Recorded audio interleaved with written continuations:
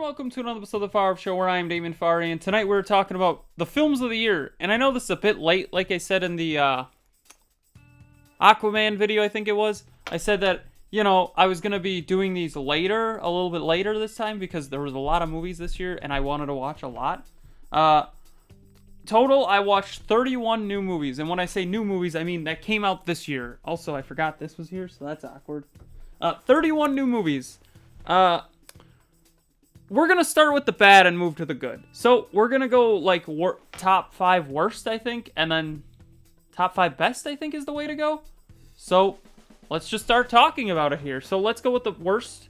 We got Rebel Moon, Part 1, A Child of Fire, which I just reviewed it last week, so, I mean, I watched it from Netflix. It was a cool setup, but they should have just released the director's cut.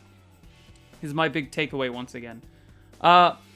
Then we got Expendables, which I saw in theaters. Expendables 4, really.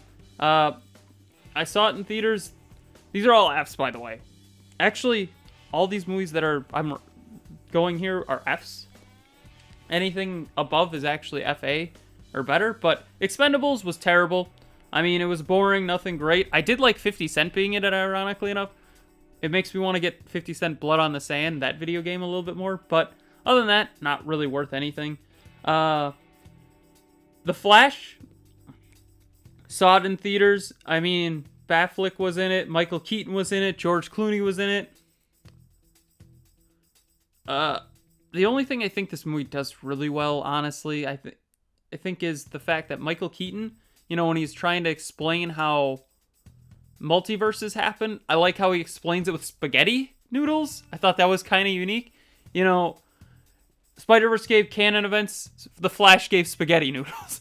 I mean, it works, though. I think the spaghetti noodles thing, as much as I want to joke about it, it works. It makes sense, because, it says that, certain things can change, but a lot of things are the same, kind of like canon events, in a way, but with spaghetti noodles. It's just interesting. Then I got Shazam! Fury of the Gods. Honestly, I didn't think Shazam 1 needed a sequel, if that makes sense. I mean, I get that they were wanting to set him up to face Black Adam, and The Rock didn't want to do that. I liked Black Adam. I'm one of the few people who probably did. I mean, I liked it to an extent. Honestly, it was pretty much just The Rock and a lot of people that I'd never heard of. But I did like Rachel Zegler in this. I don't know why I liked her. Maybe it's because I liked her in the other 2 movies I've seen her in, which was West Side Story and Hunger Games, which we'll talk about in a second. Spoiler alert. Then we got Aquaman and the Lost Kingdom, which I talked about 2 weeks ago. I saw this one in theater. Bad acting, bad plot. Everything was bad, except the one joke, once again. And then Fast X is the last one here, where there's a lot of great cast, and Jason Momoa was pretty good in it, but it just wasn't good. I mean, there's no other way to describe it other than that. So, after that, now we go to I'm going to go top 6. And the reason I go top 6 is I want to point out this one movie, Creed 3. I loved Creed 3. I saw it once in theaters. I don't know if I want to put this here, but Jonathan Majors stole the show in that movie, but I think I need to pull that out now and say, hey, I love this movie. The bad guy is actually a bad guy, it sounds like.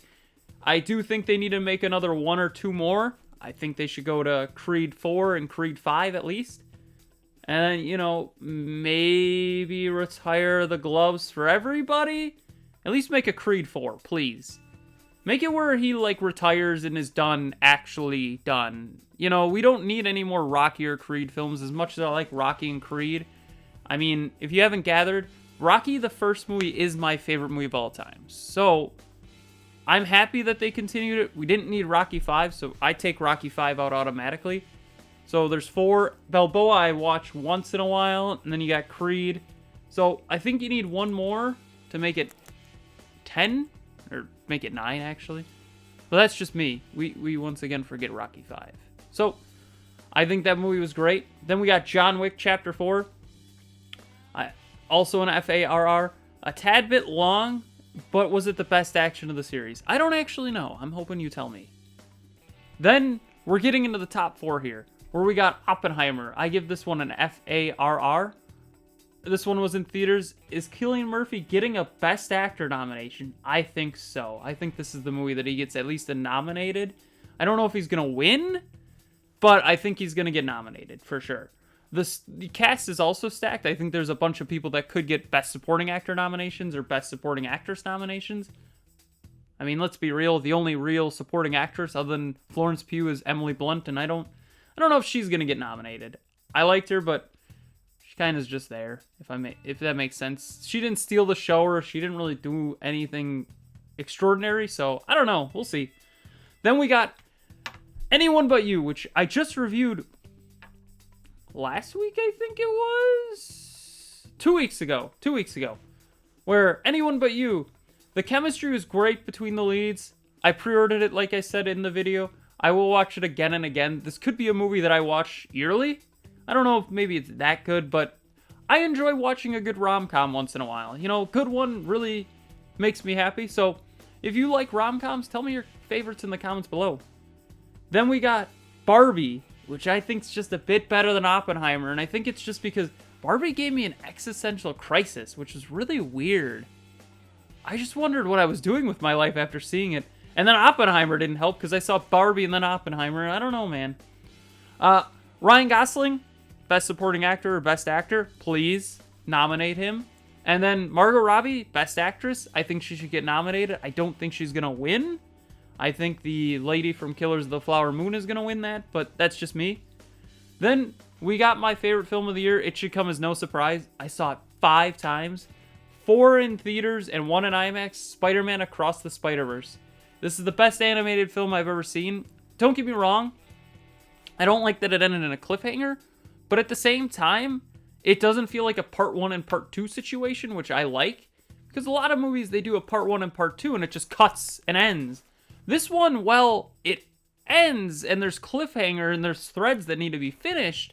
It's not just like they cut it in literal half, if that makes sense. This one actually made the first one look like a student film for animation. I didn't think they would step the bar that high because the first one was so good at animated and movies are just getting close to where it is. And it's just like, here, we're going to just say screw everybody else and go this high. So, honestly, it's the best superhero movie I've seen. I love this movie. I think it's the best movie of the year, personally. And I don't even think that's a Spider-Man bias. If you know me at this point, I'm not a big animated guy. This is the only animated movie I think I saw this year. I'm looking through the list right now. Sorry, I saw Super Mario Brothers, and then I saw Teenage Mutant Ninja Turtles. So, technically, I saw 3 animated movies this year, and this was easily the best. So, what do you think? What are your top... Just do top 5. Let's do top 5 favorite movies of the year and top 5 worst movies of the year. You know, I know that everybody's not seen as many movies as I am, so maybe there's some overlap there.